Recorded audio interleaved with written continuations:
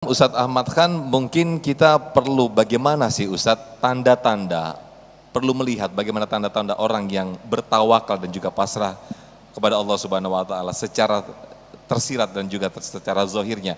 Mungkin kalau tadi Ustadz Ahmad Khan menceritakan bahwa di zaman Nabi, di zaman sahabat terlebih dahulu, itu nampaknya gampang sekali orang bertawakal, iman mereka begitu kuat begitu. Nah mungkin di zaman sekarang nampaknya tidak mudah. Mungkin bagaimana kita melihat orang yang tanda-tanda orang dia sangat bertawakal kepada Allah Subhanahu wa taala. Silakan Ustaz. Bismillahirrahmanirrahim. Kalau kita bicara di zaman sekarang, maka kita bisa saksikan contoh yang Nabi katakan di dalam hadisnya. Rasulullah nih nyontoin bukan cuman lagi ame orang, ame binatang. Kalau mau contoh yang nyata sampai sekarang masih ada, di dalam hadis Nabi pernah sampaikan contohnya dari binatang. Di dalam satu hadis baginda Rasul Nabi Muhammad SAW beliau bersabda, kata Rasulullah, "Lau tawakkaltum 'alallahi ta'ala haqqa tawakkulihi la razaqakum misla tayri taqdu khimason wa taruhu bitonan."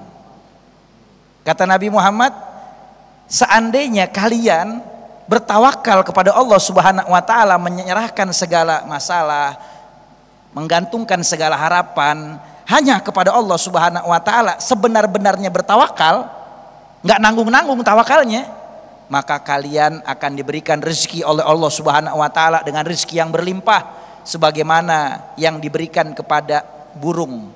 Itu burung itu punya sifat tawakal yang luar biasa.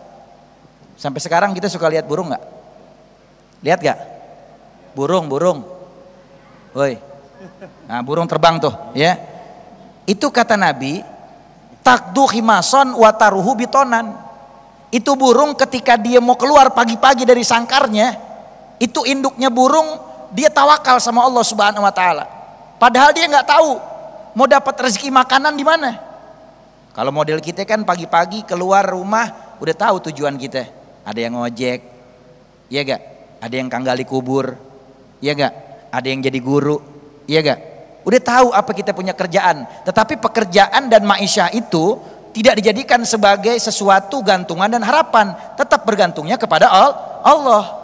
Nah ini burung, ketika induk burung keluar di pagi hari dari sangkarnya, dia nggak tahu mau cari rezeki di mana, tapi karena dia tawakal sama Allah Subhanahu wa taala, dia yakin dia keluar dari sangkarnya pasti bakalan dikasih rezeki sama Allah Subhanahu wa taala. Bener Nabi bilang, kata Nabi, takdu khimasan wa taruhu bitonan. Ketika terbang itu pertama pagi-pagi dia keluar dalam keadaan perutnya kosong, ketika kembali perutnya sudah kenyang, bahkan bukan cuman makanan buat induknya tadi, tapi pulang bisa bawa makanan buat anak-anaknya di sangkar yang masih kecil-kecil.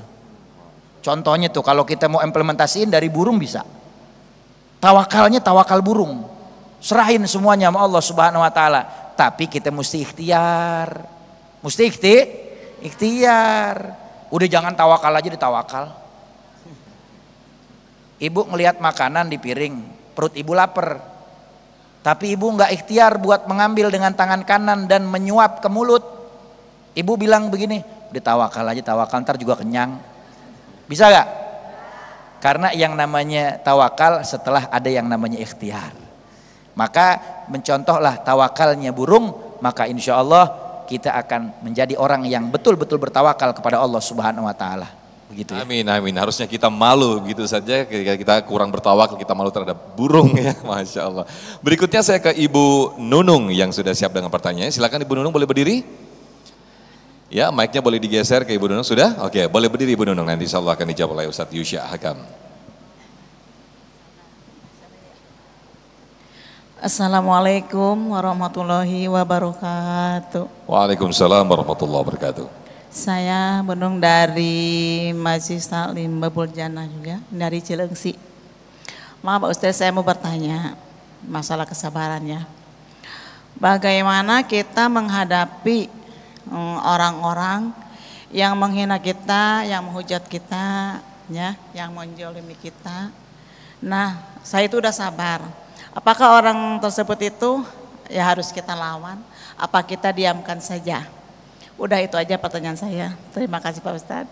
Wassalamualaikum warahmatullahi wabarakatuh. Waalaikumsalam warahmatullahi wabarakatuh. Bagaimana sikap kita ketika kita menghadapi orang jahat kepada kita? Apakah kita tawakal saja? Bagaimana Ustaz? Masya Allah, Bu.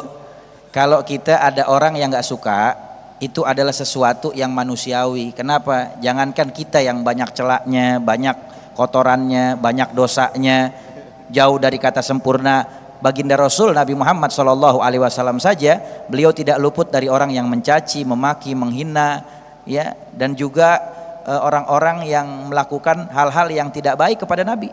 Bahkan Allah Subhanahu Wa Taala, Zat yang Maha Sempurna, Rasulullah SAW yang diciptakan oleh Allah Subhanahu Wa Taala sebagai makhluk yang sempurna, tidak luput dari cacian dan makian. Allah Subhanahu Wa Taala, Zat yang Maha Sempurna, juga masih ada yang bilang bahwasanya ya Tuhan tuh punya anak dan lain sebagainya, ya. Maka di sini kita mesti pahami, kalau ada orang yang mencaci memaki kita, maka dikatakan oleh Imam Syafi'i, beliau katakan bahwasanya fa idza nataqa safihu fala tujibhu wa khairu min ijabati asukutu.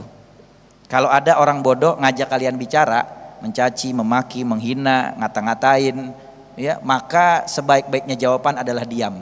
Jangan kita jawab. Contoh, ibu main di komplek, ketika lewat di komplek ibu digonggong anjing, kira-kira ibu balas gonggong apa ibu tinggalin? Tinggalin, karena kalau balas gonggong sama, nah ibu yang jawab ya.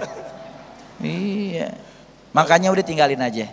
Kata Imam Ali bin Abi Thalib, beliau katakan al-ghibah juhdul ajiz, orang yang suka menghina, mencaci maki, membicarakan aib keburukan kita di belakang, itu tandanya dia nggak mampu seperti kita.